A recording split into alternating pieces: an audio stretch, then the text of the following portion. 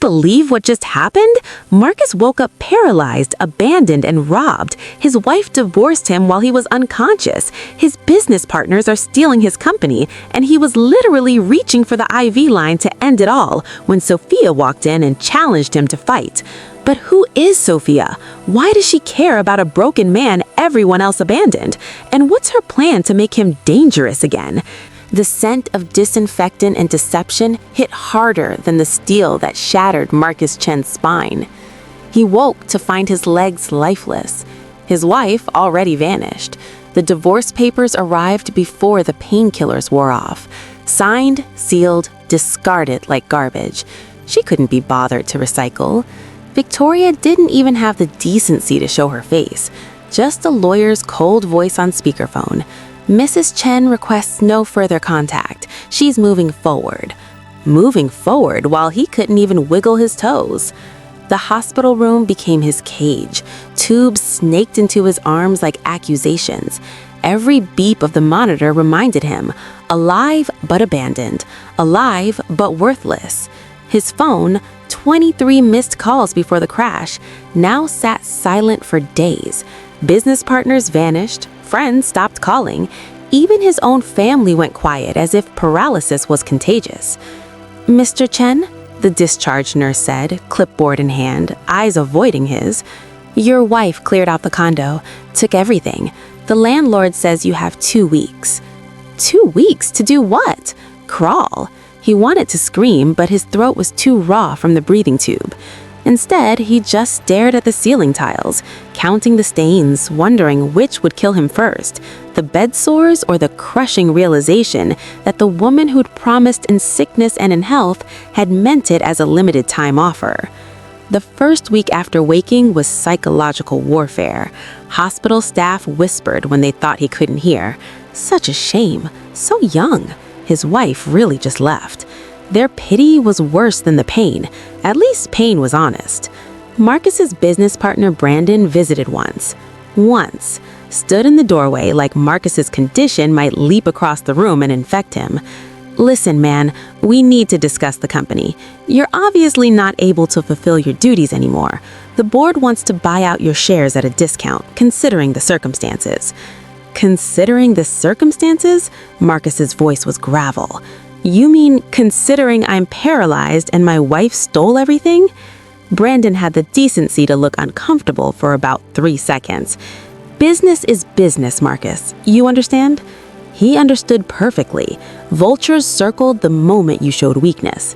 The buyout offer was insulting. 30 cents on the dollar for shares worth millions. But what choice did he have? He couldn't work, couldn't walk, couldn't even sign the papers with his hand shaking so badly the pen slipped. "I'll need time to review with a lawyer," Marcus managed. Brandon's smile was shark-like. "Of course, you have 48 hours. After that, the offer expires and we proceed with emergency removal protocols, medical incapacity and all that." They were going to take everything just like Victoria had. That night, Marcus didn't sleep. He stared at his legs, foreign objects attached to his body, refusing to obey. He tried wiggling his toes, nothing. Tried bending his knee, nothing. His entire lower body had become a tomb, and he was buried alive inside it. The darkness whispered seductive things. How easy it would be to just stop. Stop fighting, stop hoping, stop enduring the endless parade of people who looked at him with pity or greed or disgust. His hand drifted toward the call button, then past it, toward the IV line. One pull, that's all it would take. "Don't even think about it." The voice cut through the darkness like a blade. Marcus's head snapped toward the doorway. She stood backlit by the hallway fluorescence, tall, dark-skinned, with eyes that didn't flinch at the sight of him, this broken, abandoned shell of a man. She wasn't hospital staff. Her clothes were too casual, too vibrant. She carried herself with the confidence of someone who'd walked through hell and come out the other side with her spine intact. "Who are you?" Marcus's voice was barely a whisper. "Sophia, your new caregiver." She stepped into the room, setting down a duffel bag with practiced ease. "And before you start with the whole 'I don't need help' routine, save it. I've heard every version of that speech. None of them work on me." Something in her tone, not cruel but unflinching, cut through Marcus's fog of self-pity. "I didn't request a caregiver," he said. "Hospital did. Someone has to make sure you don't do something stupid." Her eyes flicked to his hand, still hovering near the IV line. "Like that." Marcus jerked his hand back as if burned. "You don't know anything about me. I know your wife left while you were unconscious. I know she took everything that wasn't bolted down. I know your business partners are circling like sharks. I know you've been lying here for 6 days contemplating whether living is worth the effort." Sophia pulled up a chair, sitting so their eyes were level. "What I don't know is whether you're actually going to fight or if you're just going to prove everyone right." Prove them right about what? That you were only strong when life was easy, that the moment things got hard, you folded. Sophia leaned back, studying her with unsettling intensity. Rich, powerful men talk a big game about resilience, but I've watched plenty of them crumble the second their privilege is stripped away. So which one are you? The challenge hung in the air like a dare, and something in Marcus, buried deep under the despair and self-pity, stirred. Anger, pure molten anger at being dismissed, at being written off. "Fine," he ground out. "What's your plan?" Sophia's smile was sharp. "First, we keep you breathing. Then, we make you dangerous again." Can you believe what just happened? Marcus woke up paralyzed, abandoned, and robbed. His wife divorced him while he was unconscious. His business partners are stealing his company, and he was literally reaching for the IV line to end it all when Sophia walked in and challenged him to fight. But who is Sophia? Why does she care about a broken man everyone else abandoned? And what's her plan to make him dangerous again? Chapter 2 is where Sophia's backstory will shock you, and you'll see why she's the only person who can save Marcus from himself. If you're already hooked, smash that like button, share this story with anyone who needs to hear it, and subscribe because Chapter 2 reveals Sophia's devastating past and why she refuses to let Marcus quit. You won't want to miss what happens next. The next morning began at 5 a.m. Marcus woke to Sophia yanking open the curtains, flooding the room with painfully bright sunlight. What the hell? Physical therapy starts in 30 minutes. We need to get you bathed, dressed, and fed before then. Sophia moved with military efficiency, laying out clothes, preparing supplies. "I don't take orders from—" "Yes, you do. For now." Sophia turned to face him fully. "Look, I get it. You're used to being in control, calling the shots, having people jump when you snap your fingers. But that version of your life is over. This is your new reality. And in this reality, I'm the one with the knowledge and experience to keep you alive. So you can either accept that and work with me, or you can fight me every step and make this 10 times harder on yourself." Marcus wanted to argue, wanted to tell her where she could shove her cheerful tyranny. But something in her expression, expectant, challenging, utterly unimpressed by his wealth or status, made him swallow his protests. "Why are you doing this?" he asked. "You could work anywhere, help anyone. Why sign up to deal with someone like me?" Sophia paused, something flickering across her face. Pain, quickly masked. "Because 3 years ago, I was the one in the hospital bed. Car accident broke my back. Both legs fractured, skull fracture. Doctor said I'd never walk again." Marcus stared. "But you—" "I walk now, with a slight limp when I'm tired, but I walk." She met his eyes. "Someone helped me when I wanted to give up. A physical therapist named David who refused to let me quit. He died 2 years ago, heart attack. And before he died, he made me promise something." "What?" "That I'd pay it forward, that I'd find people at their lowest and remind them they're stronger than they think." Sophia's voice softened slightly. "So that's what I'm doing, keeping my promise to the man who saved my life." The revelation shifted something in Marcus's chest. Sophia wasn't just some hired caregiver going through the motions. She understood. She'd been here. "I'm sorry," he said quietly, "about David." "Me too, but he'd be pissed if I let grief stop me from doing the work." Sophia's expression hardened again. "So, are we doing this, or are we wasting time?" Marcus nodded slowly. "We're doing this." Bathing was humiliating. Someone else washing his body, handling him like a child. Marcus kept his eyes fixed on the ceiling, jaw clenched, trying to preserve some shred of dignity. "You're tensing up," Sophia observed. "Relax. This is medical care, not a judgment." "Easy for you to say," Marcus bit out. "You're the one being treated like an infant." "No, I'm the one making sure you don't develop infections or bed sores that could kill you." Her hands were gentle but firm, professional. "And for the record, when I was recovering, I had a male nurse named Eric who had to do this for me every single day. You know what I learned?" "What?" "That dignity isn't about what's being done to your body. It's about how you handle it.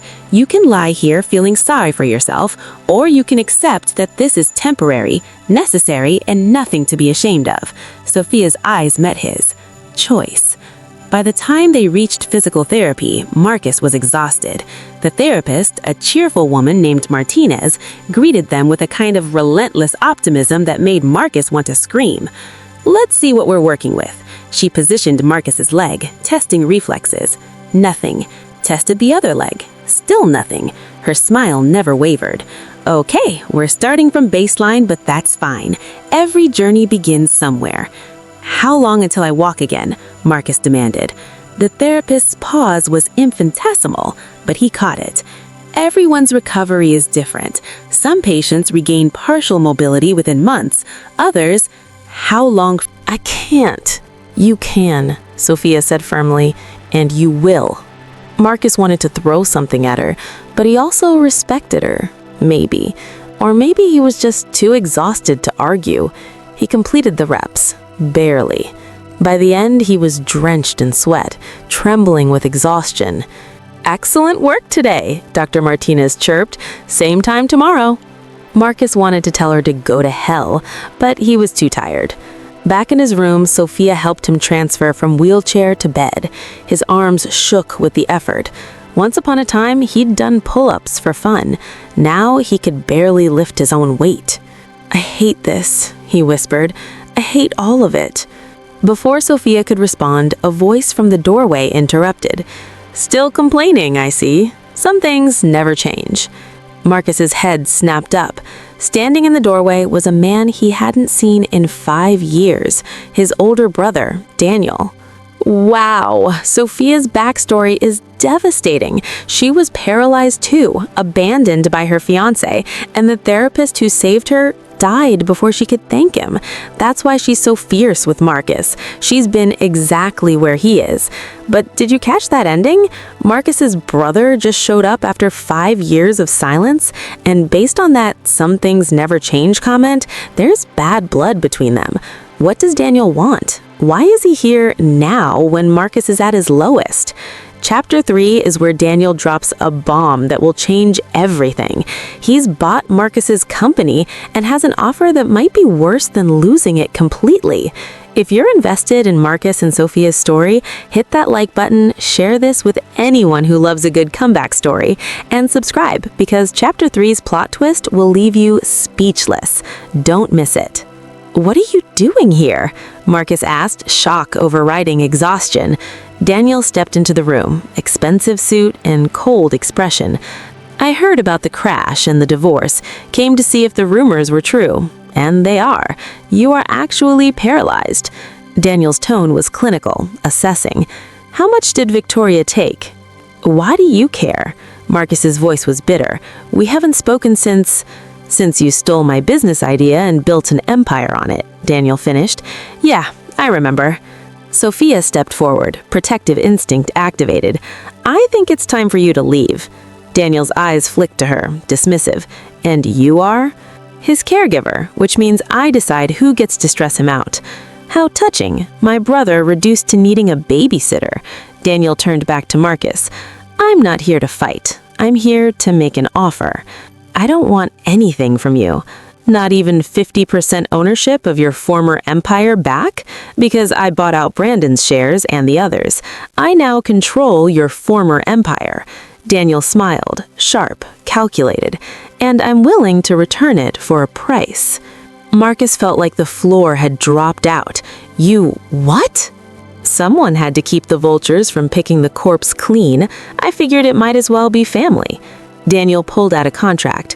"Here's the deal. You sign over all decision-making authority to me for the next 2 years. In exchange, I'll manage the company, protect your assets, and return control once you're functional again, if you ever are. That's insane. That's survival, Daniel interrupted.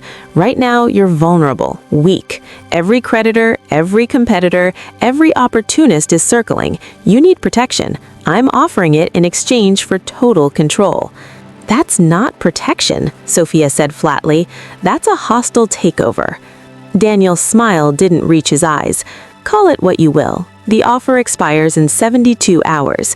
After that, I sell everything and you get nothing. He dropped the contract on the bed and walked out, leaving Marcus reeling. He's bluffing, Sophia said immediately. He has to be. He's not, Marcus whispered. Daniel doesn't bluff. If he says he bought the company, he did. And if he says he'll sell it, he pressed his palms against his eyes. I'm trapped again. Sophia sat beside him, thinking, what if there's another option? There isn't. What if we fight for the company? Prove you're competent to run it even from a wheelchair? With what? I can barely feed myself. How am I supposed to convince anyone I can run a multi-million-dollar company? The same way you're going to convince them you can walk again, Sophia said firmly, one impossible step at a time. That afternoon, the hospital social worker visited, a thin woman with kind eyes and terrible news. Mr. Chen, we need to discuss your discharge plan. Insurance will only cover another 2 weeks of inpatient care. After that, you'll need to transition to outpatient therapy or a long-term care facility. Long-term care facility? Marcus repeated numbly. You mean a nursing home? A rehabilitation center, the social worker corrected gently, where you can continue therapy while rotting away with other people society has given up on, Marcus finished bitterly. The social worker's expression was sympathetic but firm. Do you have family who can take you in? Friends? Any support system? Marcus thought of his parents back in Taiwan, aging, barely able to care for themselves. His brother, who'd just offered a devil bargain. His friends, who'd already proven their loyalty was conditional. No, he said quietly. I have no one. He has me, Sophia said from the doorway. Both Marcus and the social worker turned to stare at her. I'm his private caregiver. I'll be accompanying him wherever he goes. The social worker looked doubtful. Private care is expensive, Mr. Chen. Do you have the funds? I'll manage, Marcus interrupted, though he had no idea if that was true. Between Victoria's theft, the business buyout, and medical bills, his finances were a disaster. After the social worker left, Marcus turned to Sophia. You can't actually follow me to some depressing nursing home. You have your own life. My life is fine, Sophia said simply, and you need help beyond what a facility can provide. Why? The question burst out of Marcus before he could stop it. Why do you actually care? You barely know me. I'm rude, difficult, and I have nothing to offer you except... Except what? Sophia challenged. Money? Status? I don't need either. What you don't understand, Marcus, is that I'm not here because of what you can give me. I'm here because I see something in you that you don't see in yourself. And what's that? A fighter. Someone who's been knocked down but isn't actually out. Not yet. She crossed her arms. But if you want me to leave, say it. Tell me right now you want to face this alone, and I'll walk away. No judgment. Marcus opened his mouth. The word should have been easy. He'd spent his whole life handling things alone, trusting no one, relying on himself. But looking at Sophia, this woman who'd known him less than a week, but somehow saw past the paralysis and bitterness to something worth fighting for, the words wouldn't come. Stay, he whispered. Please. Sophia's expression softened. Okay, then we do this together. All of it. Holy hell! Daniel bought Marcus's entire company and is holding it hostage. Sign over control for 2 years or lose everything. And Marcus has 72 hours to decide. But wait, did you catch what Sophia said? I see something in you that you don't see in yourself. She's not just his caregiver anymore. She's becoming something more. And when Marcus whispered, "Stay, please," that was the moment everything changed between them. Chapter 4 is where the nightmares begin, where Marcus's trauma catches up with him, and where we learn there's more to Sophia's past than she's revealed. Plus, Victoria's mother shows up and the claws come out. If this story has you on the edge of your seat, like this video, share it with anyone who loves a good comeback story, and subscribe because Chapter 3's plot twist will leave you speechless. Don't miss it. That night, Marcus dreamed of the crash for the first time since waking. The screech of tires, the sickening crunch of metal, the moment of impact when his world went sideways and his body betrayed him. He woke gasping, drenched in sweat, phantom pain screaming through legs that couldn't feel. Sophia appeared in the doorway almost instantly. Nightmare? Marcus nodded, not trusting his voice. She crossed the room, sitting on the edge of his bed. Want to talk about it? What's there to say? I relived the worst moment of my life again. Does it get easier? He whispered. The nightmares? Eventually, Sophia said, but if you fight them alone. When I was recovering, I had nightmares for months.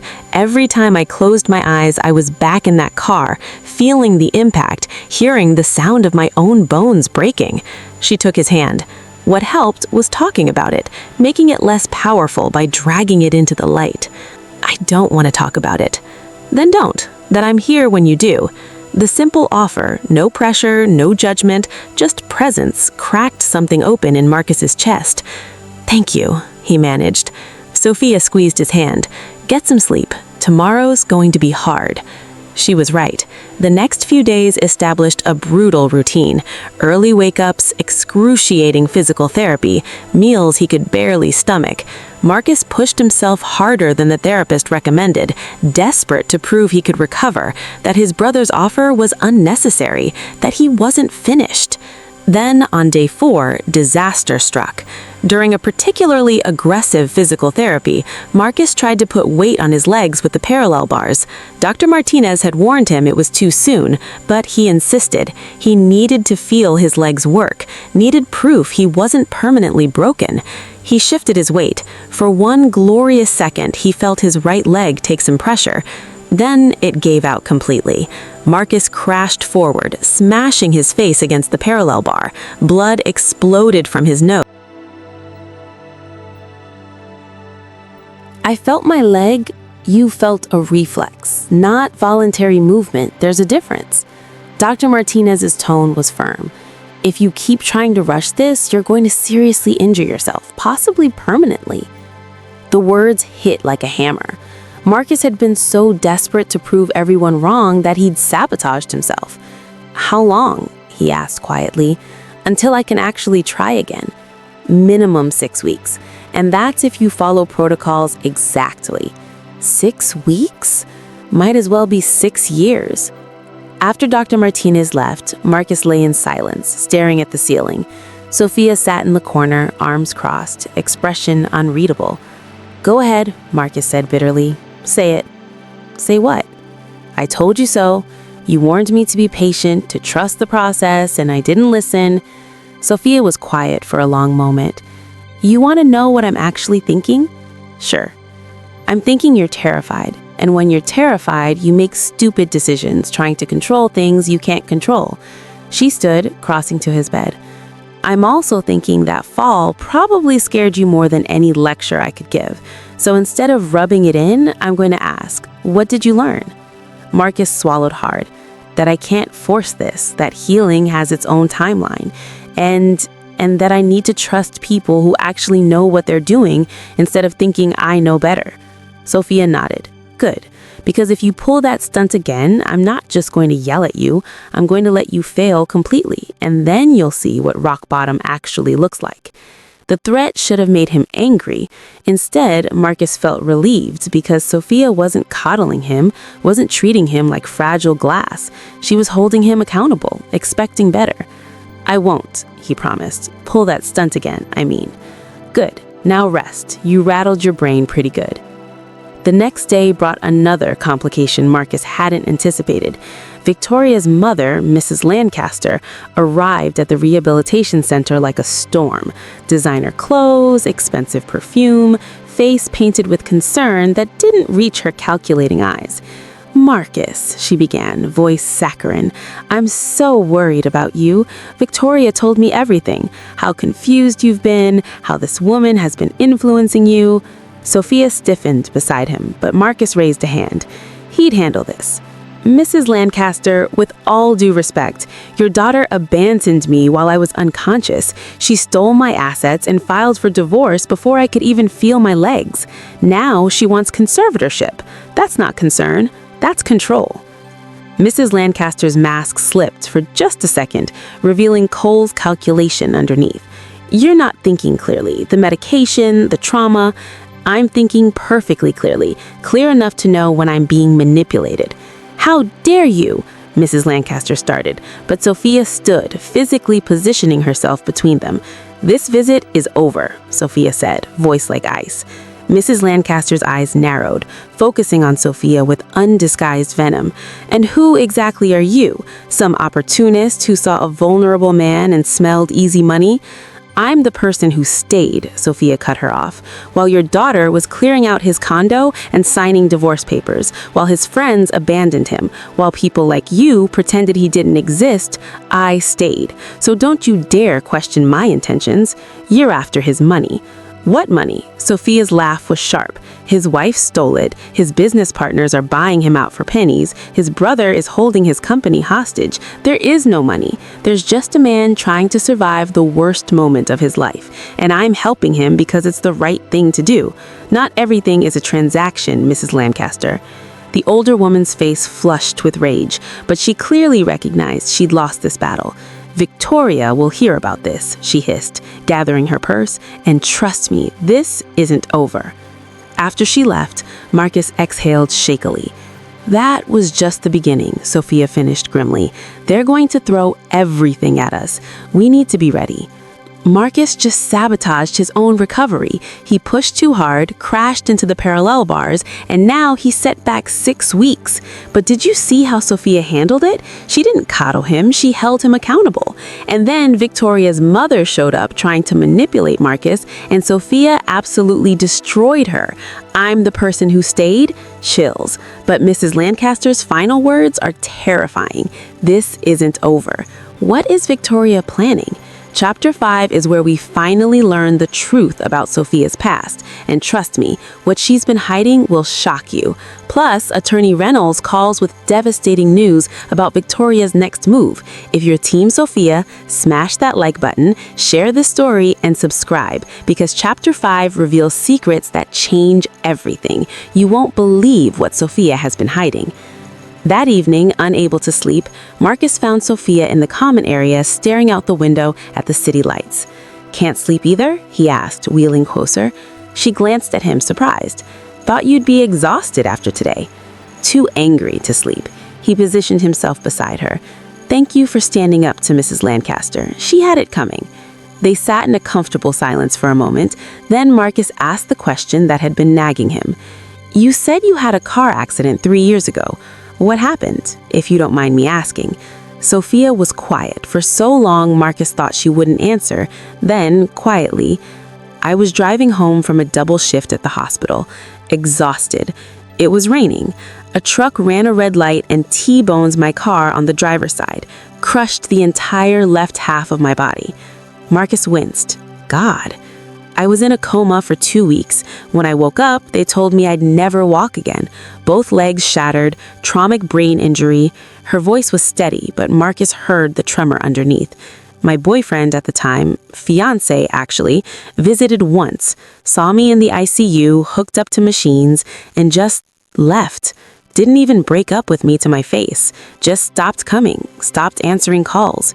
"Sophia, I'm so sorry." "I'm not telling you for sympathy," she interrupted. "I'm telling you so you understand why I'm here, because I know exactly what you're feeling. The rage at your body for betraying you, the humiliation of needing help with basic tasks, the terror that everyone sees you as broken, the crushing loneliness when people you trusted disappear. How did you survive it?" "David, my physical therapist. He was relentless, demanding, and refused to let me quit even when I begged him to. He saw something in me I couldn't see in myself." strength I didn't know I had. Sophia's eyes glistened. David died before I could repay him, so now I do it for others. I find people at their lowest and remind them they're fighters. That's my purpose. Marcus reached for her hand. You're incredible, you know that? Sophia smiled sadly. I'm just keeping a promise to someone I loved, but thank you. The moment stretched between them, not romantic, not yet, but something deeper. Recognition, understanding, two people who'd been broken, finding solace in shared scars. Then Marcus's phone rang, shattering the peace. It was Attorney Reynolds, and the news made Marcus's blood run cold. Marcus, we have a problem, Reynolds said, without preamble. Victoria is filing for conservatorship. She's claiming you're mentally incompetent to manage your own affairs due to trauma and medication. If she wins, she'll control everything, your assets, your medical decisions, your entire life. Marcus's hand clenched around the phone so hard he thought it might shatter. She abandoned me, and now she wants to control me? She's arguing she panicked initially, but since has reconsidered and wants to fulfill her wifely duties. It's transparent as hell, but legally she has standing. And with your brother controlling your company, her lawyers are going to argue you're being taken advantage of from all sides. How do I fight this? You need to prove you're competent, lucid, capable of making decisions, which means we need medical evaluations, psychological assessments, witness testimony, and, Reynolds hesitated, we need to address your relationship with Sophia. What about it?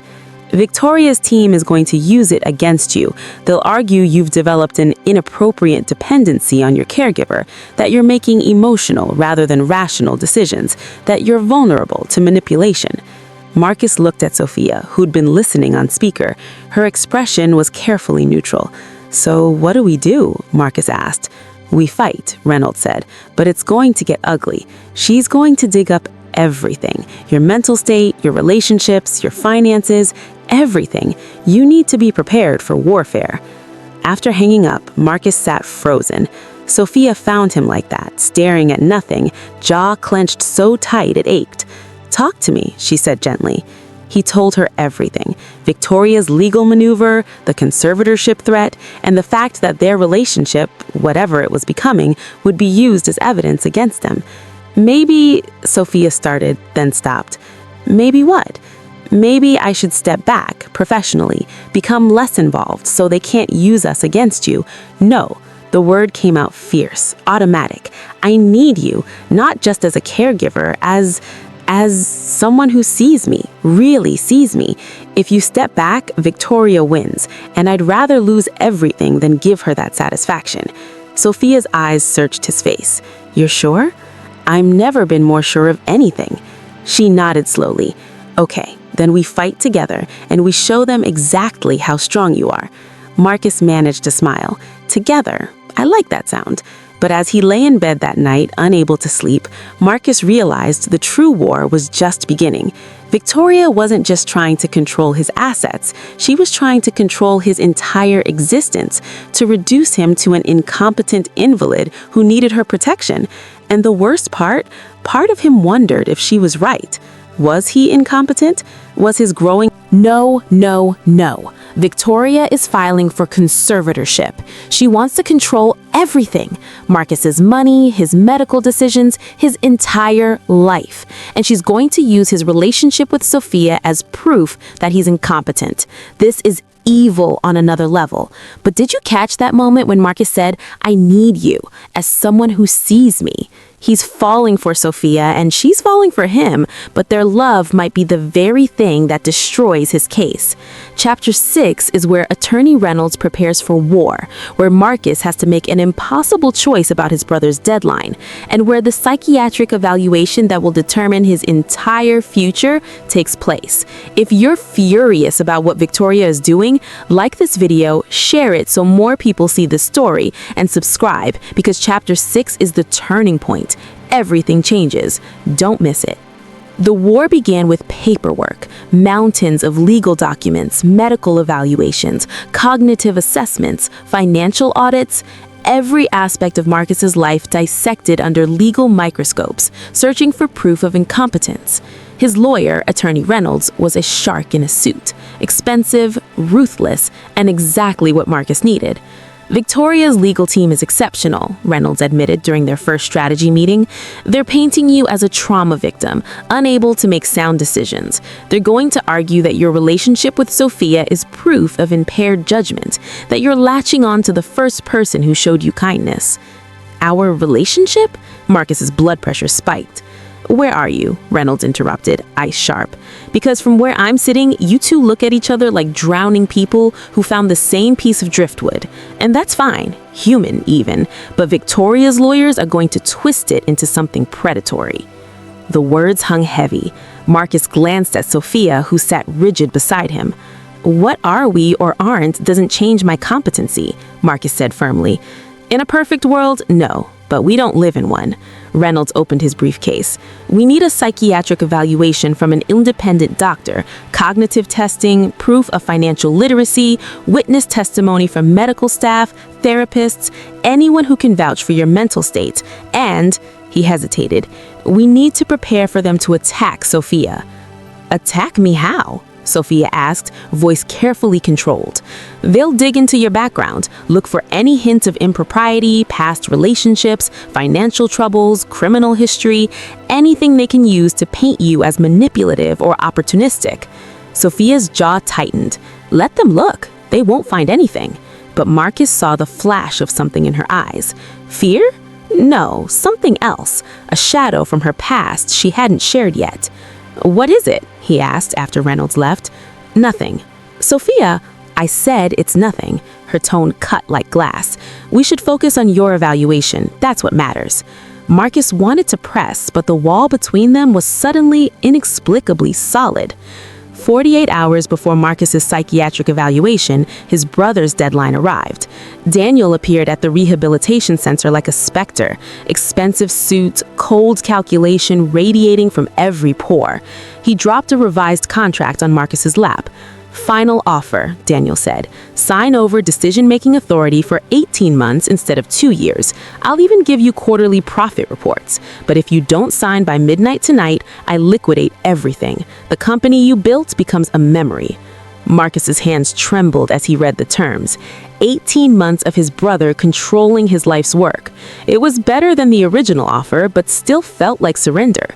Why are you doing this? Marcus asked. If you hate me so much for what happened 5 years ago, why not just destroy everything and walk away? Daniel's expression flickered, something almost human beneath the ice. Because despite everything, you're still my brother, and watching vultures pick your corpse clean while you're still breathing? He shook his head. Even I'm not that cruel. This is your idea of mercy? This is my idea of survival. You're paralyzed, broke, and fighting a conservatorship battle you might lose. If Victoria wins, she controls everything anyway. At least with me, there's a chance you get it back. Daniel leaned closer. But I need an answer now. Sophia stepped forward. He's not signing anything while preparing for a competency evaluation. It would look exactly like what Victoria's claiming, that he makes impulsive decisions under pressure. Then he loses the company, Daniel said flatly. Maybe that's acceptable. Maybe keeping his autonomy matters more than keeping his assets. Daniel's eyes narrowed, assessing her.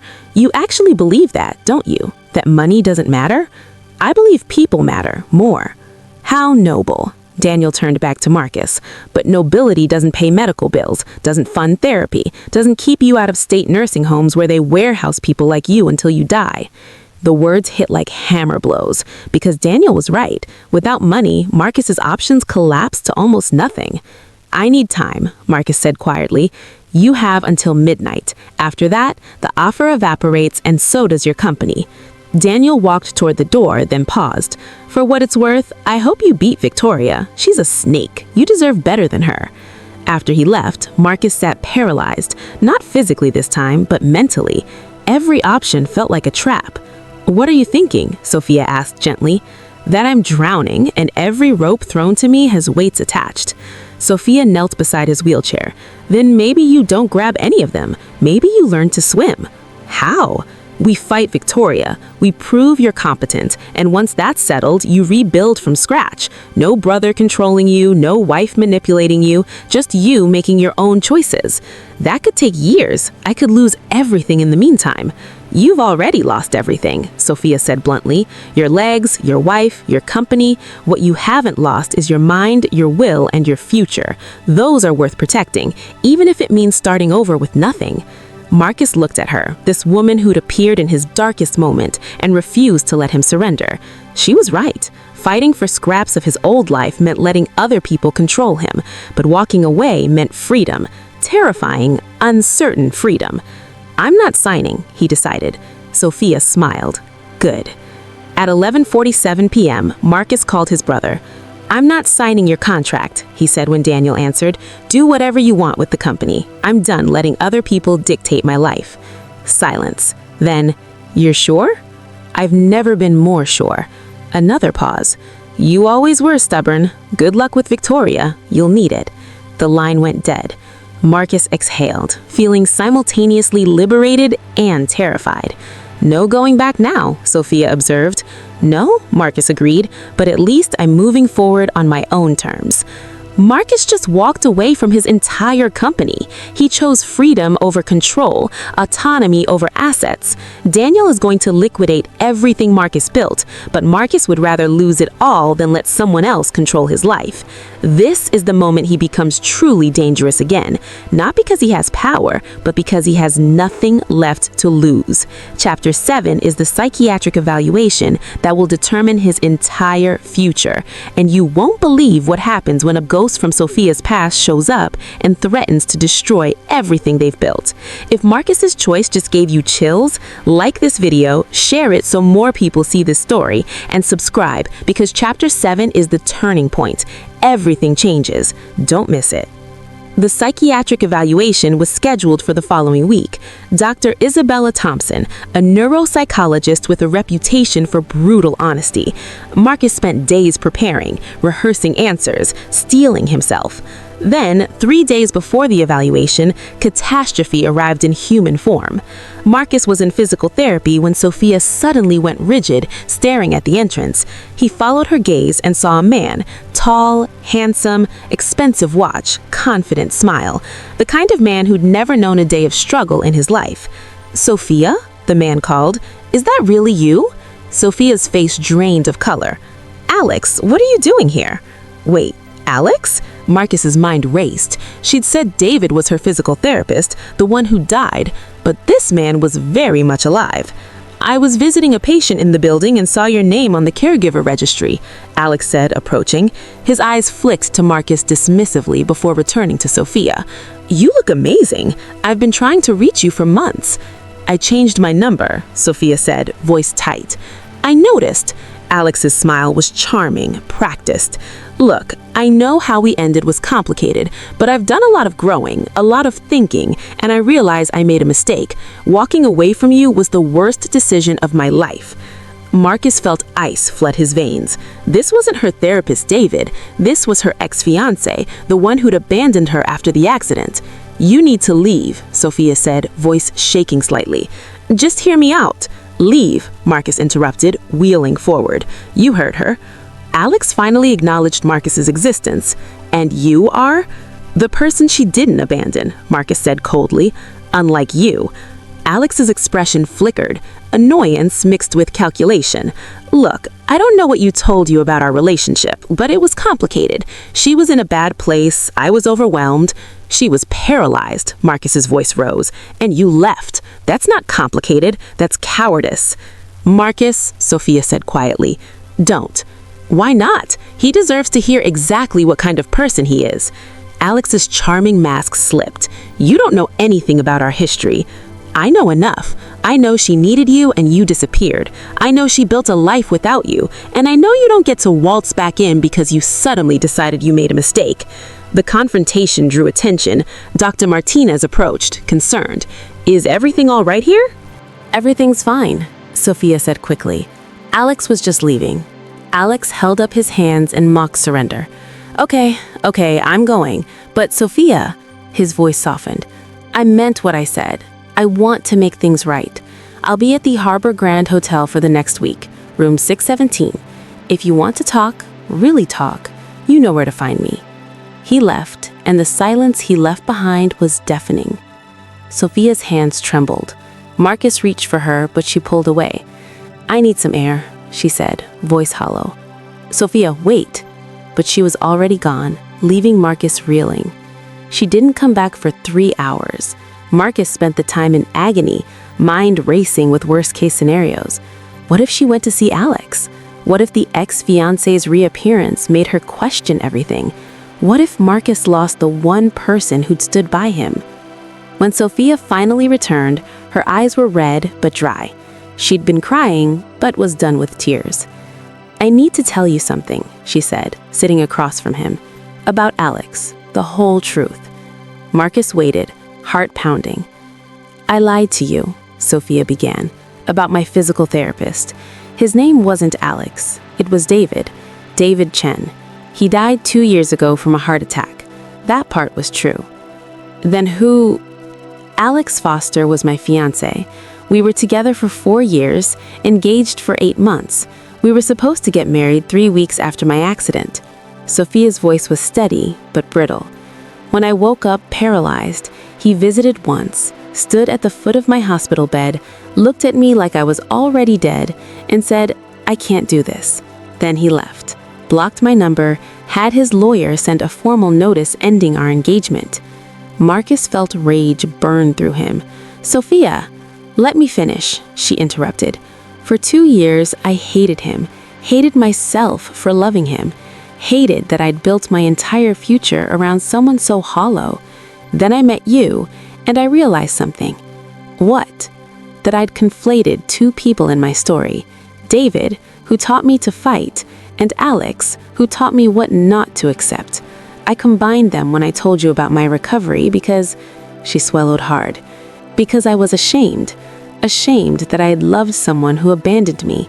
Ashamed that part of me still wondered if he left because I wasn't worth staying for.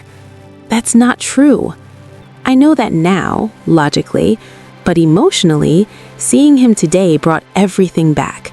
The humiliation, the betrayal, the fear that maybe I am fundamentally unlovable when things get hard."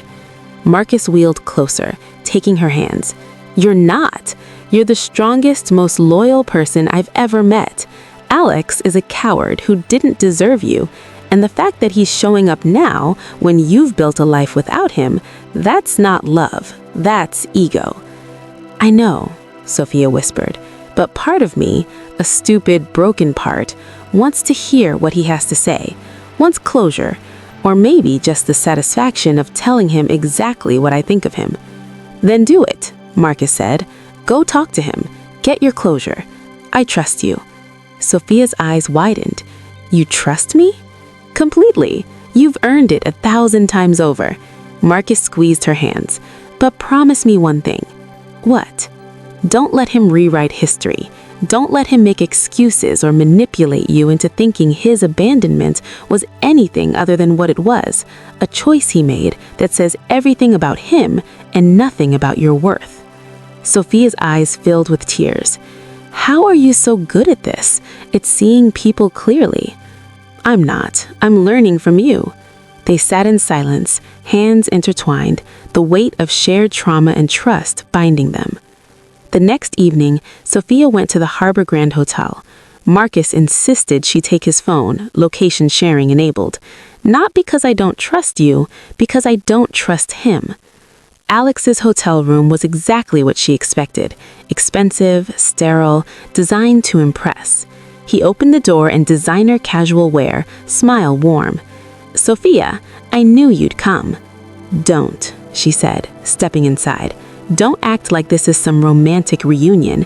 I'm here for one reason, to tell you exactly what your abandonment cost me." Alex's smile faltered. "I deserve that. You deserve worse, but words will have to do."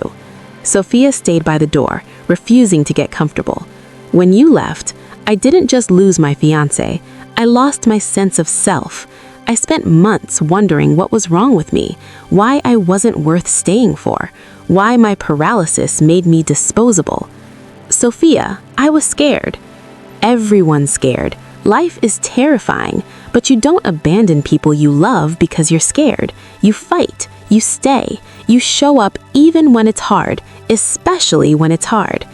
Alex had the decency to look ashamed. You're right, I was a coward, and I've regretted it every day since. I don't believe you. It's true. If it were true, you would have reached out years ago, apologized, made amends, but you didn't. You only showed up now because you saw me thriving, saw me with someone else, and your ego couldn't handle that I'd built a life without you.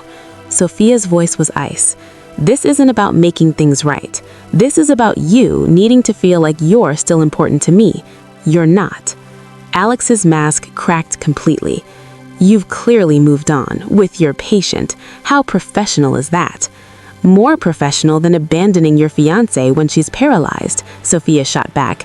Marcus sees me, really sees me, not as a caregiver or a fixer or someone to manage his image, as a partner, as an equal, something you never did even before the accident. So that's it? You're just going to walk away? No, I already walked away 2 years ago when you forced me to. Sophia moved toward the door. This conversation, this is me closing a chapter you left open. Consider it closed. She left without looking back. Outside, she called Marcus. He answered on the first ring. You okay? He asked immediately. I'm perfect, Sophia said, and meant it. Coming home. I'll be waiting. Sophia just destroyed Alex. I already walked away 2 years ago when you forced me to. That's how you get closure. But wait, did you catch that Sophia lied to Marcus about her therapist? She combined 2 people into one story because she was ashamed of loving someone who abandoned her. That vulnerability, that honesty, that's what makes their relationship real. And Marcus trusted her to go see her ex. That's the kind of love that survives anything. Chapter 8 is the psychiatric evaluation that will determine if Marcus keeps his freedom or if Victoria wins conservatorship. And Dr. Thompson is going to ask the one question that could destroy everything. If you're crying happy tears over Sophia's growth, like this video, share it with anyone who needs to see what real closure looks like, and subscribe because Chapter 8 is the most intense chapter yet. Everything hangs in the balance. You can't miss this. The psychiatric evaluation arrived like Judgment Day. Dr. Isabella Thompson was severe, sharp eyes, no-nonsense demeanor, the kind of person who could spot deception from across a room. She set up in the hospital's private consultation room, recording device activated. Mr. Chen, I'm going to ask you a series of questions. Some will seem simple, others complex. Answer honestly. There are no wrong answers, only truthful ones. For 3 hours, she grilled him. Cognitive tests, memory assessments, ethical scenarios, financial decisions. She asked about the crash, about Victoria, about Sophia, about his plans for the future. Tell me about your relationship with your caregiver, Dr. Thompson said eventually. Here it was, the trap. Sophia saved my life, Marcus said carefully, not just medically, but emotionally. When everyone else abandoned me, my wife, my friends, my business partners, she stayed. She challenged me. She refused to let me quit. And you've developed feelings for her? Yes. Dr. Thompson made a note. Some might argue those feelings stem from dependency rather than genuine affection. Some would be wrong, Marcus replied. I'm not confused about what I feel. Sophia and I have been through hell together. We've seen each other at our worst. And what we've built isn't dependency. It's partnership, mutual respect, something my wife never had even before the crash. Your wife claims she left because she was overwhelmed, that she's since reconsidered and wants to care for you. How does that make you feel? Marcus laughed, sharp, bitter. It makes me feel like she's lying. Victoria didn't leave because she was overwhelmed. She left because she became inconvenient, and she only wants back in now because she sees an opportunity to control my assets through conservatorship. That's quite an accusation. It's quite a pattern. Would you like to see the financial record showing she'd been stealing from me months before the crash, or the evidence of her affair, or the fact that she literally fled the hospital before I regained consciousness?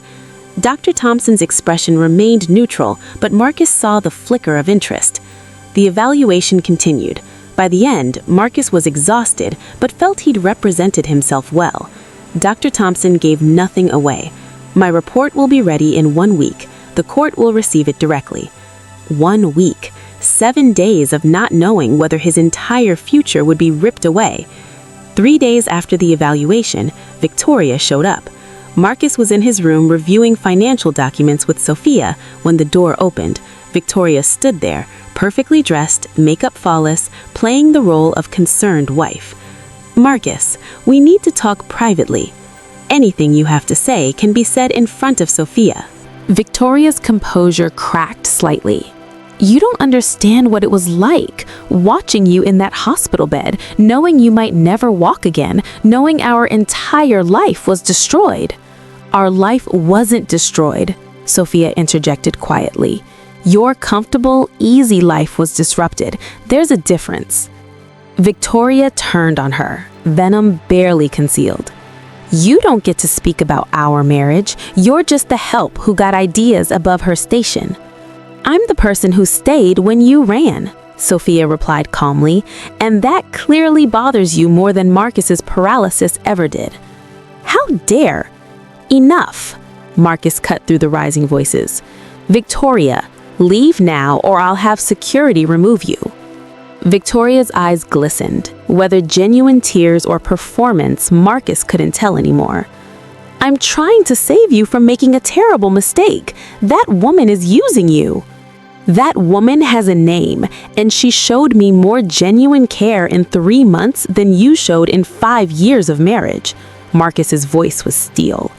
"This conversation is over. Your lawyer can communicate through mine." For a moment, Victoria looked genuinely wounded. Then the mask reformed, cold, calculating. "You're going to regret this," she said quietly. "When the court grants me conservatorship and you realize you had a chance to reconcile on good terms, you'll remember this moment and wish you'd chosen differently." "I already regret something," Marcus replied. "I regret not seeing who you really were before I married you, but I'm done making that mistake." After she left, silence filled the room like smoke. "That was brutal," Sophia observed. "It needed to be. She keeps testing boundaries, seeing if I'll cave. I needed to draw a line." "And if she's right? If the court grants conservatorship?" Marcus took Sophia's hand. "Then we appeal, and we keep fighting, because I'd rather fight for my freedom and lose than surrender to someone who sees me as property." The report arrived 6 days later, delivered via Attorney Reynolds. "She deemed you fully competent," Reynolds said, barely concealing his satisfaction. "Cognitively intact, emotionally stable, capable of making independent decisions. Her report is comprehensive and unambiguous. It's a complete vindication." Relief flooded through Marcus so intensely his vision blurred. "So the conservatorship will almost certainly be denied. We filed this with the court today. Victoria's case collapses." Marcus looked at Sophia, whose eyes shone with fierce pride and unshed tears. "We did it," he whispered. "You did it," she corrected. "You showed them exactly who you are." But celebration was premature. 2 days later, Victoria's legal team filed an emergency motion. They claimed Dr. Thompson had been compromised, that Sophia had coached Marcus, that the evaluation was tainted, that a second opinion was necessary. They submitted evidence, photos of Sophia and Marcus holding hands, sharing meals, their body language suggesting intimacy. "They're arguing the relationship itself proves impaired judgment," Reynolds explained, furious, "that you're emotionally dependent on Sophia and therefore incapable of objective decision-making. That's insane." "It's strategic," Reynolds corrected, "and it'll delay the hearing by at least 6 weeks, maybe more." 6 weeks. 6 more weeks of uncertainty, of Victoria's manipulations, of legal limbo. Marcus felt something inside him snap. "Then we go public," he said quietly. "What?" "We take this story public, show everyone exactly who Victoria is and what she's doing. No more playing defense. We go on offense." Dr. Thompson declared Marcus fully competent. The evaluation was a complete vindication. But Victoria isn't done. She's filing an emergency motion claiming the evaluation was tainted, using photos of Sophia and Marcus's relationship as proof he's being manipulated. She's delaying for 6 more weeks. But Marcus just made a massive decision. They're going public. No more hiding, no more playing defense. They're exposing Victoria to the entire world. Chapter 9 is where the video goes viral, where the internet explodes with opinions, where death threats and racism target Sophia, and where they discover evidence that will destroy Victoria forever. If you're ready to see Marcus fight back, like this video, share this story, and subscribe because Chapter 9 is the viral storm that changes everything. The gloves are coming off. Reynolds looked horrified. That's incredibly risky. If you go public, she's already dragged me through hell privately. At least publicly, I control the narrative. Sophia grabbed his arm. Marcus, think about this. Once you go public, you can't take it back. The scrutiny, the judgment. I'm tired of hiding, Marcus interrupted. Tired of letting her define me as incompetent, as a victim, as someone who needs to be controlled. I want the world to see the truth. Then let's make sure they see all of it. Not just your story, but hers too. Every theft, every lie, every manipulation. Reynolds hesitated, then nodded. If we're doing this, we do it right. I'll prepare a comprehensive statement, medical records, financial evidence, timeline of events. We leave nothing out. That night, Marcus recorded a video, raw, honest, unflinching. He detailed the crash, the abandonment, the theft, the conservatorship filing, Victoria's reappearance, and manipulation tactics. He showed scars, physical and emotional. He introduced Sophia, explaining her role, their relationship, the genuine partnership they'd built. I'm not incompetent, he said directly to the camera. I'm healing, and healing is messy, uncertain, and sometimes looks like weakness, but it's not. It's the strongest thing I've ever done, and I won't let someone who abandoned me at my lowest now control me at my highest. The video went live at 8 p.m. on a Thursday. By midnight, it had 50,000 views. By morning, 500,000. News outlets picked it up. Social media exploded. The backlash was immediate and vicious. Public opinion split violently. Team Marcus. She abandoned him paralyzed and now wants his money. Disgusting. This is what a real gold digger looks like. Victoria, not Sophia. His wife is a monster. I hope he destroys her in court. Team Victoria. He's clearly being manipulated by his caregiver. This is textbook grooming. A paralyzed man falling for his nurse? That's not love. That's Stockholm Syndrome. She's using him for money and fame. Can't you people see it? But the worst comments targeted Sophia. The racism was vicious, unfiltered, relentless. Marcus watched Sophia's hands shake as she read the messages, watched the fear she tried to hide behind practiced calm. We're going to the police, Marcus said immediately. It's just internet trolls. It's hate speech and death threats. We're reporting every single one. But the police were dismissive. Online harassment is difficult to prosecute unless there's a credible, specific threat of imminent harm. There are dozens of specific threats, Marcus exploded. The officer shrugged. We'll file a report, but honestly, best thing is to ignore it and increase your security. Ignore it, as if they could ignore messages promising violence. That night, someone found Sophia's address, posted it online with the caption, "Let's pay the gold digger a visit." Sophia moved into Marcus's room, not for romance, for survival. "This is my fault," Marcus said, guilt crushing his chest. "I should never have gone public." "Stop," Sophia commanded. "This isn't your fault, it's theirs. The people sending threats, the people who see a black woman caring for an Asian man and assume something sinister. This is their ugliness, not yours." "I'm still sorry you're going through this." "I'm not going anywhere," Sophia said fiercely. "Threats or not, you hear me? I'm not Alex. I don't run when things get hard." The declaration hung in the air between them, a line crossed, a truth acknowledged. Marcus reached for her hand. "I love you. I need you to know that. Not as my caregiver, not out of gratitude or dependence. I love you as a person, as a partner, as someone I want to build a life with." Sophia's eyes filled with tears. "I love you too, have for weeks, maybe longer, and I'm terrified of what that means, but I'm more terrified of losing you." They kissed, desperate, certain, full of fear and promise, and defiance against a world trying to tear them apart. While the internet raged, Attorney Reynolds was working behind the scenes. He called 3 days after the video went viral. "Marcus, we found something. Something big." "What?" "Financial records showing Victoria was siphoning money from your joint accounts for 6 months before the crash. Small transfers, carefully hidden, building a safety net while you were still healthy and unaware."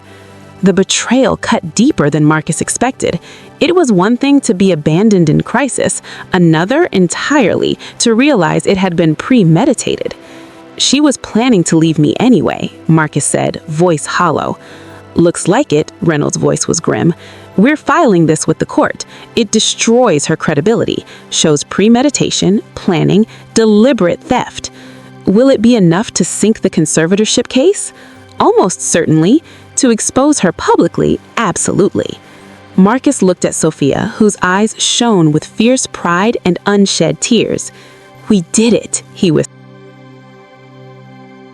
Victoria's PR team released a statement claiming the transfers were for household expenses and joint financial planning, but the pattern was damning. Every transfer corresponded with cash withdrawals. No paper trail, just money vanishing into accounts Marcus had never known existed. The court hearing was scheduled for 2 weeks later. In the meantime, Victoria's world collapsed. Her social circle abandoned her. Business contacts stopped taking her calls. Even her own mother, Mrs. Lancaster, distanced herself publicly. Marcus should have felt triumphant. Instead, he felt hollow. "You okay?" Sophia asked one evening, finding him staring out the window. "Just thinking about Victoria, how completely her life is unraveling. She did this to herself." "I know, but it's still hard to watch someone you once loved destroy themselves, even if they deserve it." Sophia sat beside him. "That's what makes you different from her. You still have empathy. She never did." 3 days before the hearing, Marcus received a message from an unknown number. "I'm sorry for all of it. You deserve better." He showed it to Sophia, who read it skeptically. Could be another manipulation. Maybe, but it feels different. "Do you want to respond?" Marcus thought about it, then deleted the message.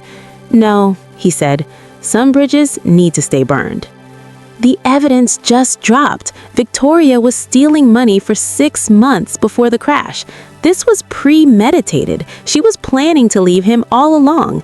Public opinion has shifted. Everyone sees her for the monster she is now. But Marcus feels hollow, not triumphant, because that's what makes him better than her. He still has empathy. And did you see that "I love you" confession? They kissed. They're officially in love and facing the world together. Chapter 10 is the courtroom battle, the conservatorship hearing where Victoria's lies are exposed, where she breaks on the stand, and where Marcus finally gets justice. If you're Team Marcus and Sophia, smash that like button, share this story, and subscribe because Chapter 10 is the victory we've been waiting for. The final showdown is here. The courtroom was packed. Media representatives, supporters, curiosity seekers. Marcus wheeled himself to the plaintiff's table, Sophia beside him, Attorney Reynolds ready for war. Victoria sat across the aisle, perfectly composed in designer clothes, but Marcus noticed the tremor in her hands, the slight pallor under her makeup, the cracks in her armor. Judge Harrison called the proceedings to order. "We're here to determine Mr. Marcus Chen's competency and the validity of Mrs. Victoria Chen's conservatorship petition." Attorney Webb, Victoria's lawyer, went first. He painted Marcus as a trauma victim, unable to think clearly. presented the relationship with Sophia as evidence of impaired judgment, called expert witnesses who'd never met Marcus. Then Attorney Reynolds stood. He methodically dismantled every argument, presented Dr. Thompson's evaluation, called hospital staff who testified to Marcus's clarity, showed the financial records proving Victoria's premeditated theft. Mrs. Chen didn't leave because she was overwhelmed. She left because her plan to financially gut her husband was complete. The crash simply accelerated her timeline, and now, seeing him recover without her, she wants control, not out of love or concern, but out of greed and wounded pride. Victoria's mask finally cracked. "That's not true." "Mrs. Chen, you'll have your opportunity to testify," Judge Harrison said sharply. When Victoria took the stand, she performed brilliantly. Tears at the right moments, voice breaking with emotion, explaining how scared she'd been, how she panicked, how she regretted everything. "I love my husband," she said, looking directly at Marcus. "I made terrible mistakes, but I want the chance to make things right, to be there for him, to rebuild what we had." Marcus felt sick. She was good, dangerously good. Then Attorney Reynolds began cross-examination. "Mrs. Chen, you claim you love your husband, is that correct?" "Yes." "Then can you explain these bank transfers?" 6 months before the crash, over $200,000 transferred to accounts in your name only. Victoria paled. "Those were for household? Household expenses paid in cash with no receipts? $200,000? The courtroom erupted. Judge Harrison gavelled for order. "And this," Reynolds showed messages between Victoria and her lawyer, dated 2 weeks before the crash, discussing exit strategies and asset protection. Victoria's composure shattered completely. "You don't understand." "Oh, I understand perfectly. You were leaving him regardless of the crash. The paralysis just gave you an excuse that made you look like a victim instead of a thief." "That's not... I was scared. I didn't..." "You want the truth?" Victoria suddenly screamed, abandoning all pretense. "Yes, I was leaving him. He was cold, distant, married to his work. I was lonely, isolated, and I deserved better. The crash just made it easier. There, are you happy? I said it." The silence that followed was deafening. Judge Harrison's expression was ice. "I've heard enough. Mr. Marcus Chen is clearly competent. The conservatorship petition is denied. Furthermore, I'm ordering a full financial audit and referring this case to the district attorney for potential fraud cases." Victory. But Marcus felt no triumph, just exhaustion and profound relief. Outside the courthouse, Victoria made one final attempt.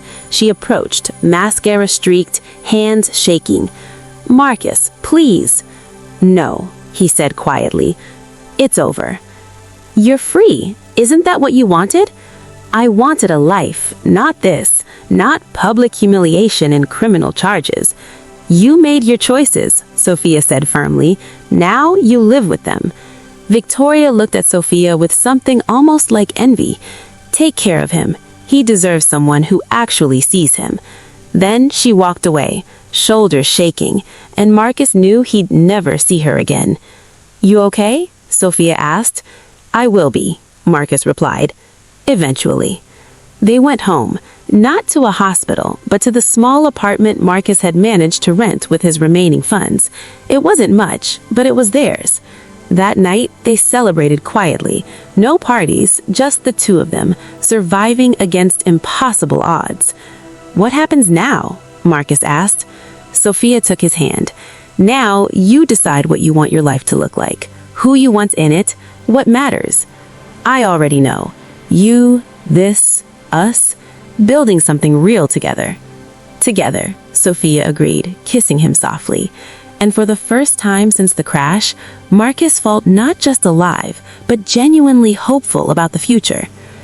They won! Victoria confessed on the stand. "Yes, I was leaving him." She admitted everything. The conservatorship is denied. She's facing fraud charges, and Marcus is free. But the most beautiful part, when Victoria said, "Take care of him, he deserves someone who actually sees him," even she recognized that Sophia is what real love looks like. Chapter 11 is where life after the trial begins, but the universe has one more test waiting for them. Sophia's mother has a stroke, and Marcus has to prove he's not just a man Sophia saved, but a man who can save her when she needs it most. If this victory gave you chills, like this video, share this story of justice, and subscribe because Chapter 11 is what happens when the cameras are gone and real life begins. But the universe had one more test waiting for them, and this one would force them to confront whether their love was strong enough to survive not just external attacks, but internal demons neither had fully faced. The peace lasted exactly 4 days. Marcus woke to his phone vibrating violently across the nightstand. 3 a.m. Nothing good ever happened at 3 a.m. Sophia stirred beside him. They'd been sharing the apartment's single bedroom for 3 weeks now, their relationship having evolved from caregiver-patient to something neither could fully name yet. Partners, lovers, two people learning to build a life from ruins. Marcus grabbed the phone. 17 missed calls, all from the same unknown number. "What's wrong?" Sophia asked, instantly alert. Before he could answer, the phone rang again. He answered. "Mr. Chen?" A woman's voice, professional, strained. "This is Dr. Yang from Seattle Metropolitan Hospital. I'm calling about Victoria Chen. She's admitted." "I don't care," Marcus interrupted, moving to hang up. "She overdosed, sleeping pills. Her mother found her unconscious." The words hit like ice water. Marcus's hand froze. "Is she alive?" "Yes, stable. But Mr. Chen, she's asking for you, and her lawyer is claiming this was triggered by the court outcome. There's media outside the hospital. This is complicated." Marcus hung up, sat in stunned silence. "Marcus?" Sophia's voice was careful. "What happened?" He told her everything. The overdose, the hospital, the request. Sophia's expression was unreadable. "What do you want to do?" "I don't know," Marcus admitted. "Part of me says this is another manipulation, another play for sympathy. But what if it's real? What if she actually tried to kill herself? Because she lost control of you?" Sophia's voice was sharp. "Marcus, listen to me. Victoria is an adult who made catastrophic choices. If she's genuinely suicidal..." "I know that logically, but you feel guilty anyway," Sophia finished. "Because you're a good person, which is exactly what she's counting on." By morning, the internet had erupted with news of Victoria's hospitalization. The narrative was already being written, and Marcus was the villain. "We're not going to the hospital," Sophia said quietly. "Sophia, I mean it. This is exactly what she wants. You feeling guilty and responsible, rushing to her bedside while cameras capture concerned husband returns to dying wife. It's a trap." 3 days later, a stranger appeared at Marcus's door. Young woman, nervous energy radiating from her like heat. Maya, the same woman who'd exposed Victoria's affair months ago. "Mr. Chen," she said breathlessly, "I need to talk to you about Victoria's overdose. It's not what you think." Marcus let her in, skeptical but curious. Sophia hovered protectively. "What do you mean?" Maya pulled out her phone, hands shaking. "I was visiting Victoria's mother yesterday. Mrs. Lancaster was on the phone with Victoria's lawyer. I overheard something I wasn't supposed to." She played a recording. Mrs. Lancaster's voice, clear and cold. "The overdose worked perfectly. Sympathy is shifting our way. We need to capitalize on this before..." "Before what?" The lawyer's voice. "Before anyone questions whether it was genuine. The pills were carefully measured, enough to require hospitalization, not enough to actually be dangerous." Marcus felt his blood freeze. She faked it. Not entirely, Sophia's voice was ice. She did take pills, but it was calculated, controlled, done specifically to manipulate public opinion and give her lawyers grounds for appeal. After Maya left, Marcus sat in stunned silence. "We take this to Reynolds," Sophia said immediately. "We expose her completely." "No," Marcus said quietly. "What?" Marcus, this proves... It proves she's desperate and broken, but releasing this publicly, he shook his head, it makes us look vindictive, and honestly, I'm tired. Tired of fighting her, tired of letting her occupy space in my life. I just want it to be over. So we do nothing? We give the recording to Reynolds. He uses it with the court to shut down the appeal, but we don't go public. We don't give her more ammunition for her victim narrative. Marcus took Sophia's hands. We move on, build our life, and let her fade into irrelevance. Sophia studied him. You've changed. The man I met 3 months ago would have wanted revenge. The man you met 3 months ago was drowning in anger. You taught me there's strength in letting go. She kissed him softly. I'm proud of you. Attorney Reynolds took the recording and filed it with the court under seal. The appeal was quietly dismissed. Media attention began to fade. Life started to feel almost normal. Then Sophia's phone rang. She answered, face draining of color, listened for 30 seconds, hung up. What's wrong? Marcus asked immediately. That was the hospital. My mom had a stroke. Sophia's voice broke. She's not doing well. I need to go to Boston now. I'm coming with you. Marcus, you can't just... Yes, I can. You've been here for every crisis in my life. I'm not letting you face this alone. Sophia's eyes filled with tears. You're sure? Book the flights. I'm going. Victoria faked the suicide attempt. It was all calculated to manipulate public opinion, but Marcus chose to let it go. He gave the evidence to the court, but didn't go public because he's done letting Victoria control his life. And then Sophia's world shattered. Her mother had a stroke. But did you see Marcus's response? I'm coming with you. You've been here for every crisis in my life. I'm not letting you face this alone. This is the moment Marcus proves he's not just someone Sophia saved. He's her partner. Chapter 12 is the Boston trip where Marcus meets Sophia's family, where her mother wakes up and they reconcile, and where Marcus has a breakthrough in his physical therapy. If you're crying, like this video, share this beautiful story, and subscribe because Chapter 12 is healing and hope. You need to see what happens next. The trip was grueling. Airport accessibility was a nightmare. Delayed assistance, broken equipment, staff who treated Marcus like an inconvenience. But Sophia navigated it all with the same fierce competence she brought to everything. On the plane, Marcus watched her stare out the window, tension radiating from every muscle. Talk to me, he said quietly. I have not seen my mom in 2 years, Sophia admitted. We had a fight when I told her I was staying in California to do caregiving work instead of finishing my nursing degree. She said I was wasting my potential, that Alex leaving had broken something in me, and I was hiding instead of healing. Was she right? Sophia was quiet for a long time. Maybe, at first. Then I met you, and I realized I wasn't hiding. I was finding purpose. There's a difference. The hospital in Boston was chaos. Sophia's family crowded the waiting room. Mother unconscious in ICU, father aged and frail, younger sister Tasha who looked at Marcus with undisguised suspicion. So you're the patient, Tasha said bluntly, the one Sophia abandoned her education for. Tasha, Sophia started. No, it's fine, Marcus interrupted.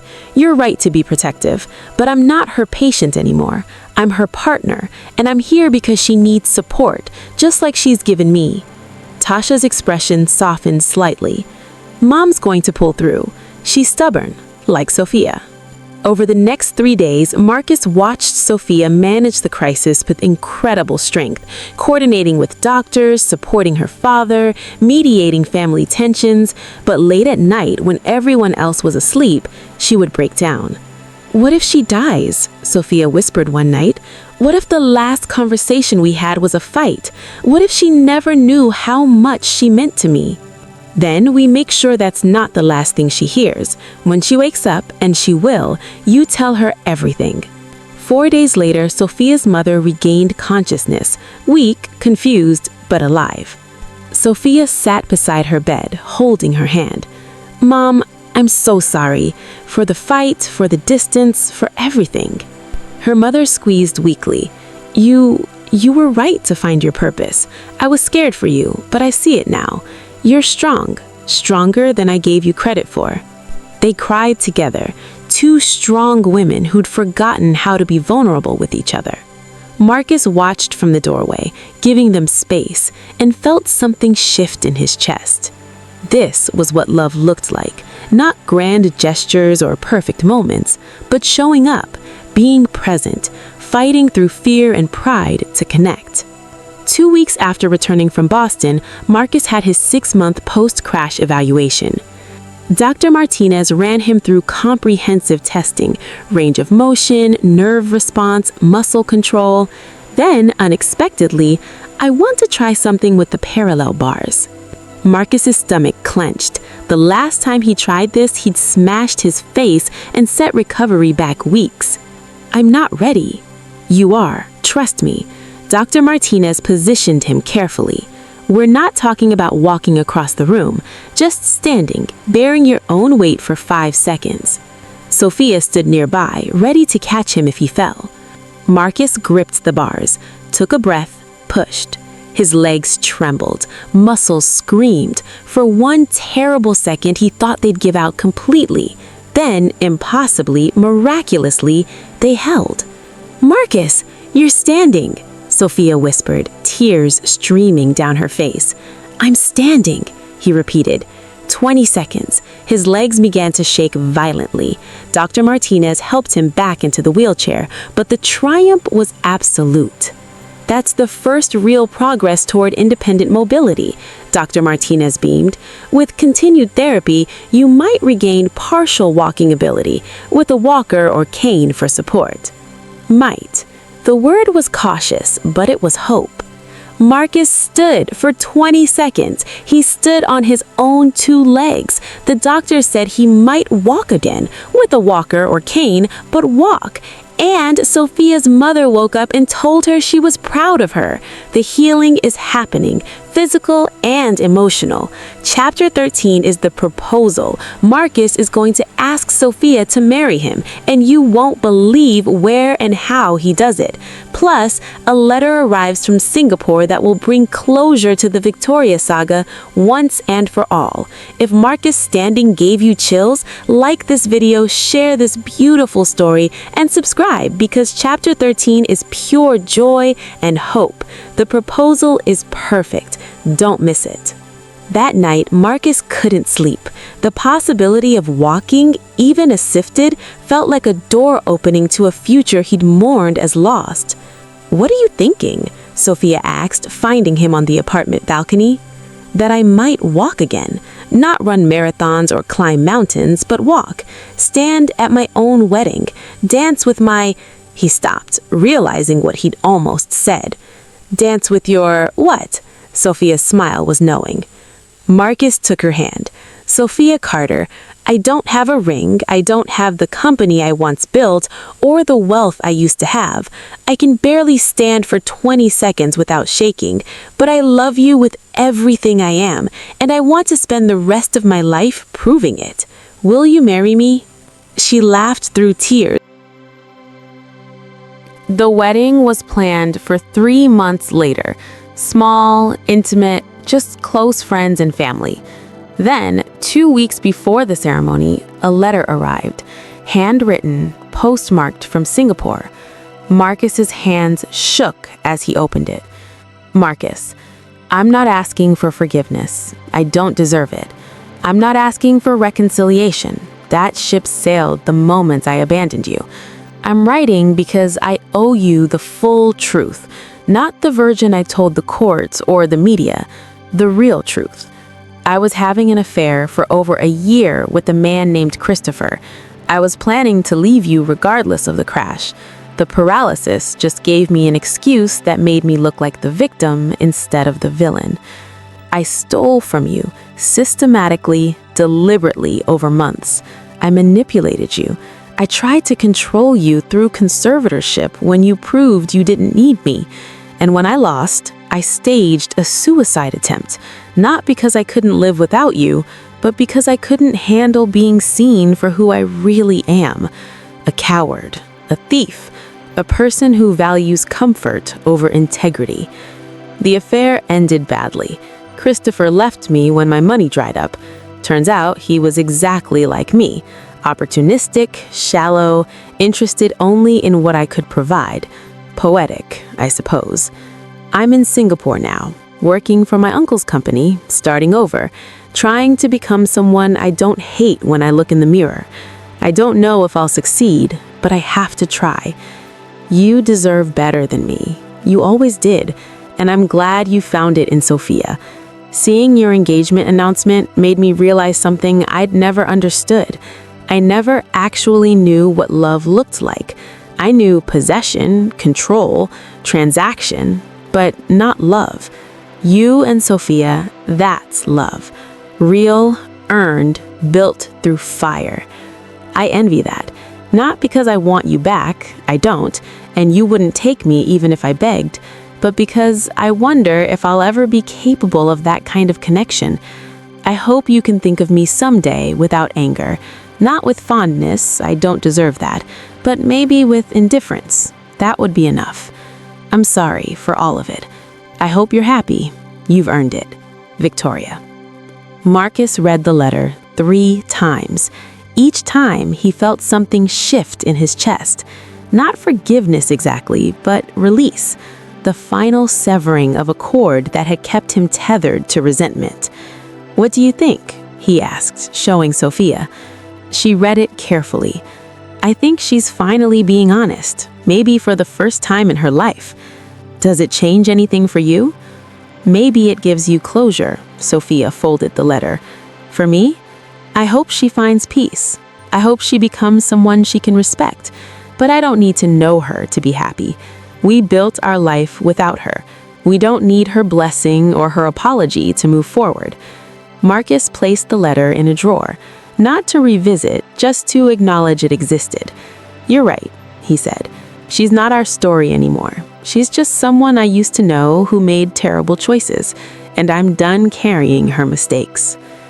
Victoria's letter! She finally told the truth about the affair, the premeditated theft, a fake suicide, and she acknowledged that what Marcus and Sophia have is real love. You and Sophia, that's love. Real, earned, built through fire. Even his enemy recognizes what they've built. And Marcus's response? Indifference. Not anger, not hatred, indifference. He's truly free. Chapter 14 is the wedding, where Marcus will stand for his vows, where Sophia walks down the aisle, and where 2 people who were broken become whole together. If this story has touched your heart, like this video, share it with everyone who needs to hear it. Anyone going through hard times, anyone who feels broken, anyone who thinks they can't recover. And subscribe to this channel because Chapter 14 is the most beautiful chapter yet. The wedding will make you cry happy tears. You can't miss this. The wedding day arrived, warm and clear. Small ceremony at a garden venue. 20 guests, no media, no spectacle. Just love, witnessed, and celebrated. Marcus wore a suit he'd chosen himself. Sophia had helped him dress, but he'd insisted on standing with a walker for the ceremony. "You don't have to," she said. "No one expects. I expect it from myself. I'm standing when I marry you, even if it's just for 10 minutes. When Sophia walked down the aisle, radiant in a simple white dress, her eyes locked on his, Marcus felt everything else fade away. The crash, the betrayal, the battles, none of it mattered anymore. What mattered was this moment, this woman, this choice. The officiant began. We're gathered to witness the union of Marcus Chen and Sophia Carter, 2 people who found each other in darkness and chose to build something beautiful from the wreckage. Marcus barely heard the words. He was too focused on Sophia, on the way she smiled at him like he was the only person in the world, and the absolute certainty that this was what his life had been leading toward. "Marcus," do you take Sophia to be your lawfully wedded wife? I do. His voice was clear, strong, unwavering. Sophia, do you take Marcus to be your lawfully wedded husband? I do. I now pronounce you husband and wife. They kissed as their friends cheered. Marcus stood for 12 minutes before his legs began to shake. Sophia helped him back into the wheelchair, but the triumph was absolute. He'd stood for their wedding, on his own 2 feet, exactly as he'd promised. The reception was small, joyful, filled with laughter and stories and hope. Marcus's physical therapist gave a toast on resilience. Sophia's sister admitted she'd been wrong about Marcus. Attorney Reynolds made everyone cry with a speech about fighting for the people you love. As the evening wound down, Marcus and Sophia stood alone on the garden terrace, watching stars emerge. So, Sophia said, leaning against him, how does it feel being married? Like coming home after being lost for years, Marcus admitted. Like every terrible thing that happened was necessary to get me here, to you. You don't regret anything? She asked. I regret the pain, the betrayal, the time wasted, but those things led me to you. So how can I regret the path that brought me the best thing in my life? Sophia's eyes glistened. You know what I realized today? What? That we didn't just survive. We built something beautiful from survival. A life, a partnership, a love that's not perfect, but it's real, and it's ours. Marcus pulled her close. Ours. I like the sound of that. Marcus stood for 12 minutes at his own wedding. He kept his promise. And that final scene on the terrace, we didn't just survive, we built something beautiful from survival. That's the entire story in one sentence. They didn't just overcome trauma, they transformed it into something beautiful. Chapter 15 is the final chapter, the epilogue set years later, where we see the Rising Hope Center they built to help other survivors, where we learn if Marcus ever walks again, and where we see the legacy they created from their pain. If this wedding made you cry happy tears, like this video, share this incredible love story, and subscribe to this channel because Chapter 15 is the perfect ending. Their legacy will inspire you. One more chapter left. The Rehabilitation Center opened on a crisp autumn morning. Marcus and Sophia stood at the entrance, the Rising Hope Center, recovery, resilience, renewal, watching patients arrive for the grand opening. They'd spent 6 months building it, fundraising, planning, hiring staff committed to treating patients as whole people, not broken bodies, creating programs modeled after Marcus's own recovery journey. Free services for those who couldn't afford care, support groups for families, adaptive technology, mental health counseling integrated with physical therapy, everything Marcus needed but struggled to find. This is incredible, Sophia whispered, watching a young woman in a wheelchair navigate through the accessible entrance, her face lighting up at the welcoming environment. It's just the beginning, Marcus replied, leaning on his cane. But it's ours. We built this. A reporter approached. They'd agreed to one interview, carefully controlled. Mr. Chen, how does it feel to open this center after everything you've been through? Marcus thought carefully. A year ago, I woke up paralyzed and abandoned. I thought my life was over. I genuinely believed I had nothing left worth living for. And then, he looked at Sophia. Someone showed up who refused to let me quit, who saw strength in me I couldn't see in myself, who taught me that healing isn't about returning to who you were, but becoming someone stronger. And your ex-wife? Any comment on her recent statement from Singapore? I wish her well, Marcus said honestly. I hope she finds peace and becomes someone she can respect, but she's not part of my story anymore. My story is about this.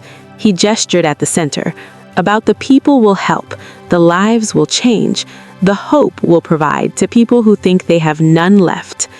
After the interview, as they toured the facility, Marcus marveled at how... Chapter 15 is the final chapter, the epilogue set years later, where we see the Rising Hope Center they built to help other survivors, where we learn if Marcus ever walks again, and where we see the legacy they created from their pain.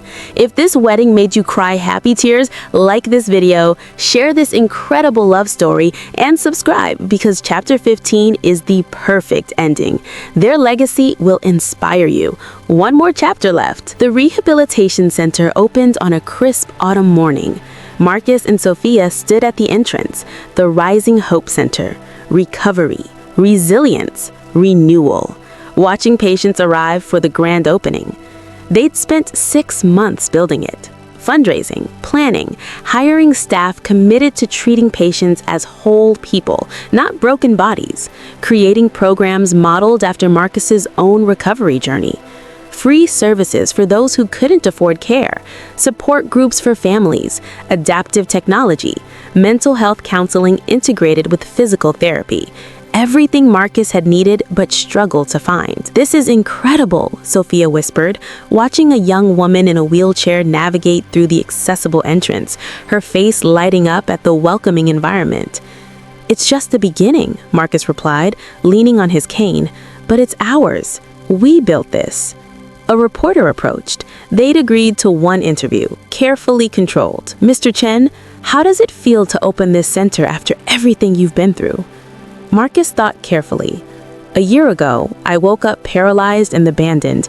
I thought my life was over. I genuinely believed I had nothing left worth living for." And then he looked at Sophia. "Someone showed up who refused to let me quit, who saw strength in me I couldn't see in myself, who taught me that healing isn't about returning to who you were, but becoming someone stronger." "And your ex-wife?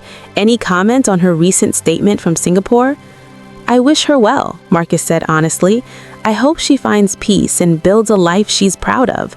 But she's not part of my story anymore. My story is about this." He gestured at the center. "About the people we'll help, the lives we'll change, the hope we'll provide to people who think they have none left." After the interview, as they toured the facility, Marcus marveled at how far he'd come. He could walk short distances now, with a cane, slowly but independently. His upper body was strong, his mind was clear, and most importantly, he'd built a life that wasn't defined by what he'd lost, but by what he'd gained. That evening, they returned to their apartment, larger now, more comfortable, but still modest. Marcus didn't need the mansion he'd once owned, didn't need the luxury car or the expensive suits or the status symbols that meant everything in his old life. He had Sophia. He had purpose. He had peace. "What are you thinking?" Sophia asked, finding him on the balcony. "That I'm grateful," Marcus said simply, "for all of it. The crash that destroyed my old life, the betrayal that forced me to see clearly, the paralysis that taught me real strength.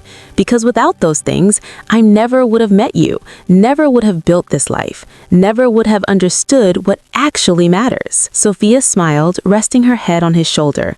"You know what the best part is?" "What?" "This isn't the ending. It's just the beginning. We have decades ahead of us, decades to build, to love, to help people, to grow old together." She squeezed his hand. "And I can't wait for all of it." Marcus kissed her softly. "Neither can I." They stood together, watching the city lights flicker to life. Two people who'd been broken and had rebuilt themselves stronger. Not perfect, not unmarred by scars, but whole in the ways that mattered. Marcus thought about Victoria in Singapore, hopefully finding her own path to redemption. He thought about his brother, who'd eventually reached out to congratulate him on the wedding and the center. He thought about all the people who'd abandoned him when he was at his lowest. And he felt nothing. Not anger, not resentment, just indifference. They weren't his story anymore.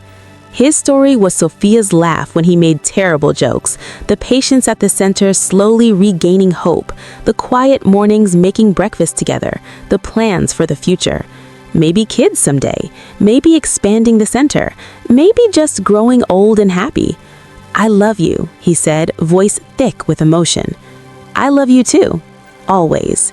And in that moment, Marcus knew something with absolute certainty. He'd lost everything: his legs, his wife, his company, his old life. But he'd gained something infinitely more valuable: himself and the woman who'd helped him find it. Some things are worth more than legs that work, like a heart that's finally learned what it means to be whole. Wow, what a journey! From waking up paralyzed and abandoned to standing at his own wedding to opening the Rising Hope Center that helps other survivors. Marcus didn't just survive, he thrived. He built a legacy from his trauma. And that final line, some things are worth more than legs that work, like a heart that's finally learned what it means to be whole. That's the entire message. This story isn't about walking again, it's about becoming whole again. If this story moved you, changed you, inspired you, please hit that like button. Share this incredible love story and subscribe, because stories like this matter. They show us that even our worst moments can lead to our greatest transformations. Thank you for being part of Marcus and Sophia's journey. Their fight continues in every person the Rising Hope Center helps. Justice isn't just a verdict, it's a legacy. And Marcus's legacy will protect and inspire people for generations to come. What was your favorite moment in this story? Comment below. I'll see you in the next one.